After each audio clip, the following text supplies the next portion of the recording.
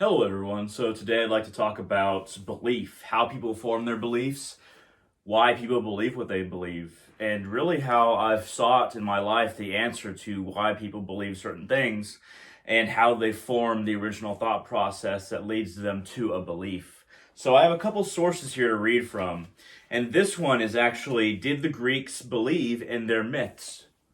That's what it looks like. I've only read a little bit of this book, but it poses some interesting claims, and it's by Paul Vaney. Anyway, that's what it looks like, and I'm just going to read the preface. The preface, actually, I've read a little bit of the book, but the preface is really spot on with what this book is about and kind of what I wish to talk about right now. How is it possible to have to half believe, like half believe something, or believe in contradictory things? Children believe that Santa Claus comes down the chimney bringing them toys, and at the same time believe that these toys are put there by their parents. Do they then really believe in Santa Claus? Yes, and the faith of the Dorze is no less whole.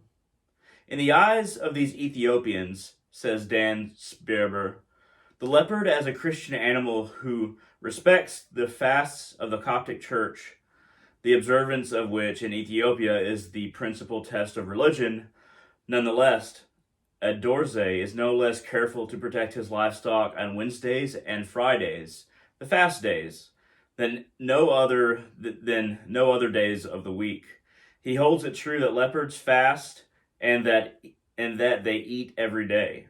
Leopards are dangerous every day. This he knows by experience. They are Christian. Tradition proves it, was the quote, into the quote there. Taking the example of the Greek belief in their myths, I have set out to study the plurality of the modalities of belief. Belief based on word, on experience, and so on. This examination has led me somewhat further on two occasions. It was necessary to recognize that instead of speaking of beliefs, one must actually speak of truths, and that these truths were themselves products of the imagination. We are not creating a false idea of things. It is the truth of things that, through the centuries, has been so oddly constituted. Far from being the most simple, realistic experience, truth is the most historical. There was a time when poets and historians invented royal dynasties, all of a piece, complete with the name of each contentate and his genealogy. They were not forgers, nor were they acting in bad faith. They were simply following what was at the time the normal way of arriving at the truth. If we take this idea to its conclusion, we see that we hold true in this same way what we would call fiction after we have put down the book. The Iliad and Alice in Wonderland are no less true than Fustel de Colonges. Similarly, we look on the totality of the past as dreams, certainly interesting ones, and regards only the latest state of science as true, and that only provisionally so. This is culture. I do not at all mean to say that the imagination will bring future truths to light and that it should reign. I mean rather the truths are already products of the imagination and that the imagination has always governed them. It is imagination that rules, not reality, reason, or the ongoing work of the negative. This imagination is not the faculty we know psychologically and historically by the same name. It does not, through dream or prophecy, expand the fishbowl in which we live. On the contrary, it creates boundaries. Outside this bowl is nothing, not even future truths. We cannot make them speak. Religions and literatures, as well as politics, modes of conduct, and sciences are formed within these containers. This imagination is a faculty, but in the Kantian sense of the word. It is transcendental. It creates our world instead of providing the leavening or being the demon. However, and this would make any Kantian worthy of the name faint with horror, the transcendence is historical. For cultures succeed one another, and each one is different.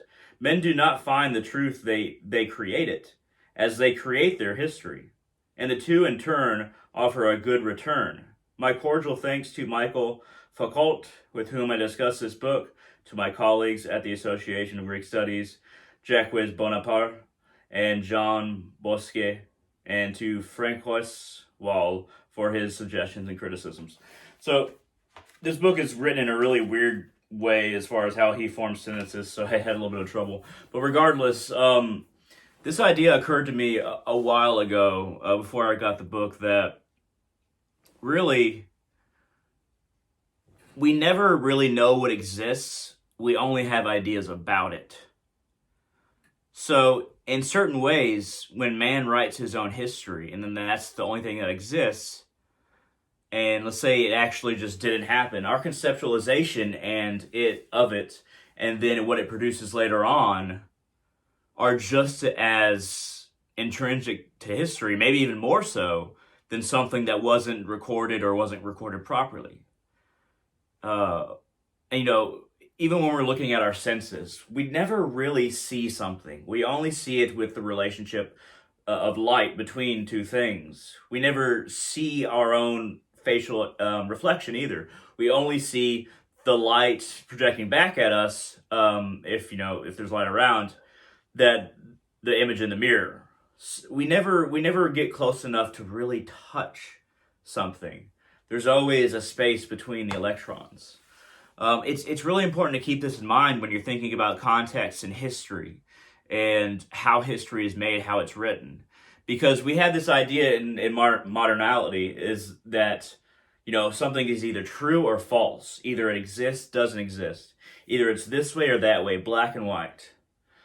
But I think that reality, because of our human conceptualization of it, or the attempt to do so, is far more gray. Because we always have something between us and reality. We have the imagination of reality and the conceptualization of it. We never really experience reality completely, because our brain has to come up with things to compare it to, and we use language, we use our own biases, there's all these filters, and then there's the inability of our senses to experience something, and the lack of the intelligence of man in order to really understand reality. We're just going step by step. So it's very important to keep that in mind when you're thinking about history, because when we understand that this is always active in history, our conceptualization and imagination of it, every piece of history that we learned is always a little off. And it's not necessarily that we just create a hypothesis and then prove it.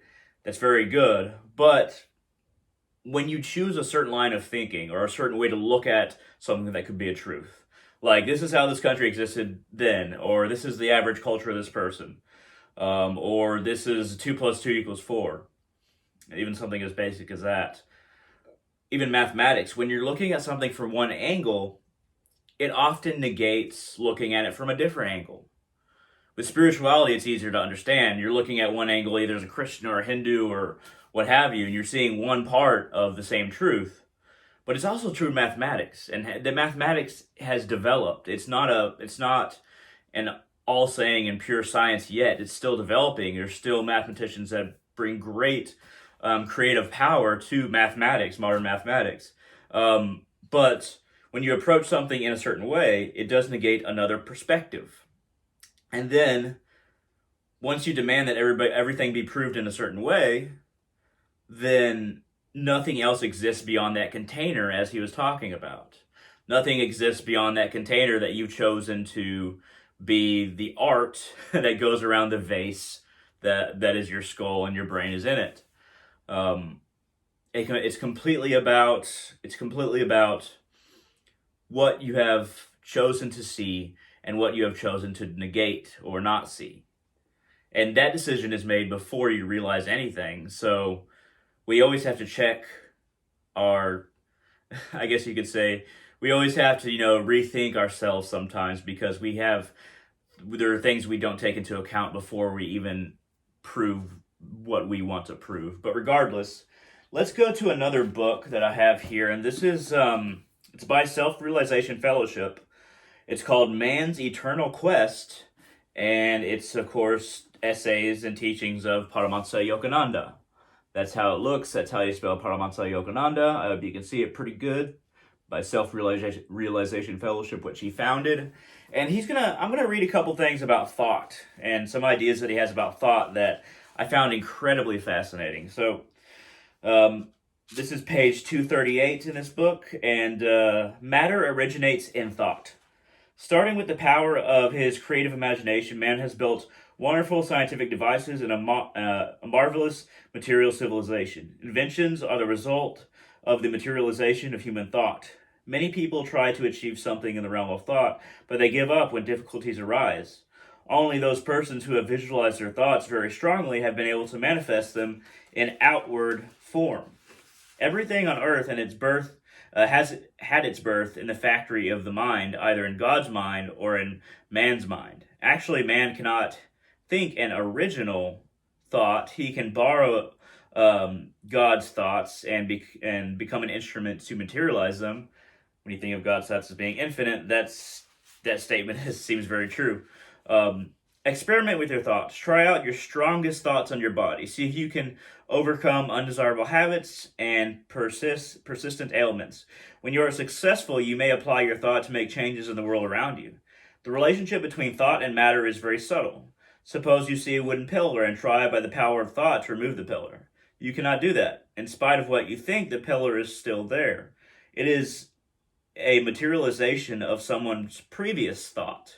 It will not go away merely by your thinking it is not there. Only when you realize it as a materialization of thought may you dematerialize it to your consciousness. As you learn by experimenting with overcoming habits, pain, and so on, you will begin to understand that the entire design of the body and all its processes are controlled by thought. One may gather great wisdom by cultivating the consciousness that this world and everything in it is only a dream. First of all, do not take your earth experiences so too seriously. The root cause of sorrow is in viewing the passing show with emotional involvement. If you continually think of yourself, I haven't lived as I ought to have lived, you only make yourself miserable. Rather, do your best to be better. And no matter what difficulties come, ever affirm, it is all a dream. It will soon pass. Then no trouble can be a great trial to you. No happenings of this earth can in any way torture you.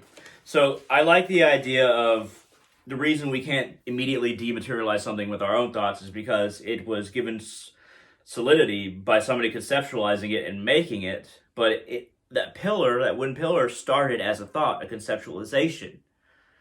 And, the conceptualization in relation to our body, we conceptualize doing something before we do it, but it's a split second that we don't even notice it. But that's how people, when they lose a limb and they still get that feeling of they're able to conceptualize moving it even if it's not there.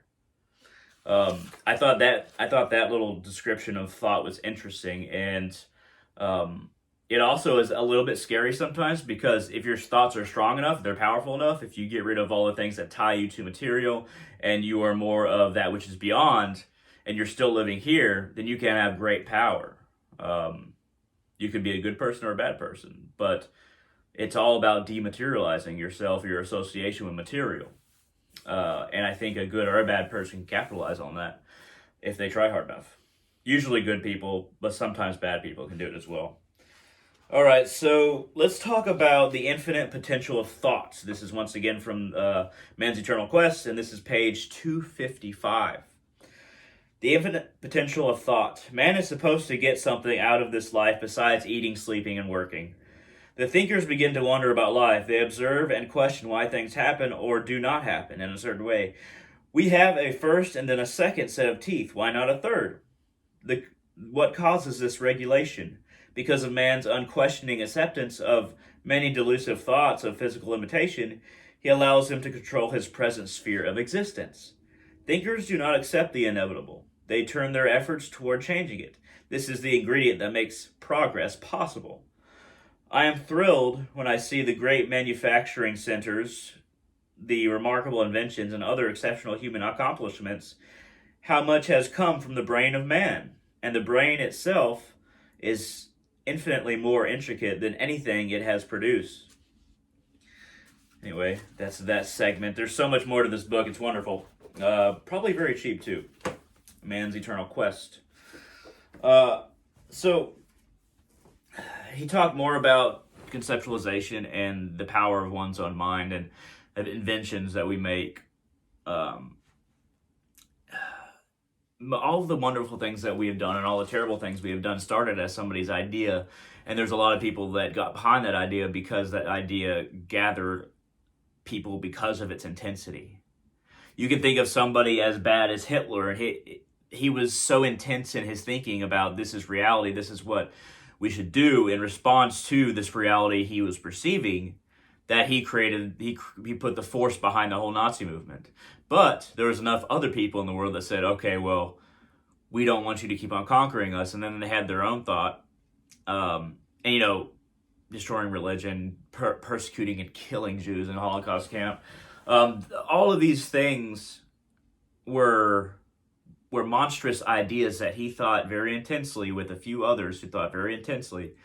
But, and I would say good people in the world did not want that intensity to consume the world.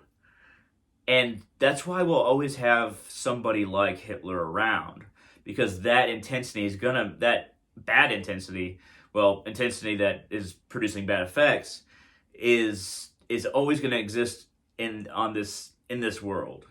And sometimes sometimes it's hidden, sometimes it's obvious, like with Hitler, but you always have a very diverse levels of intensity of thought in this world by a number of different people.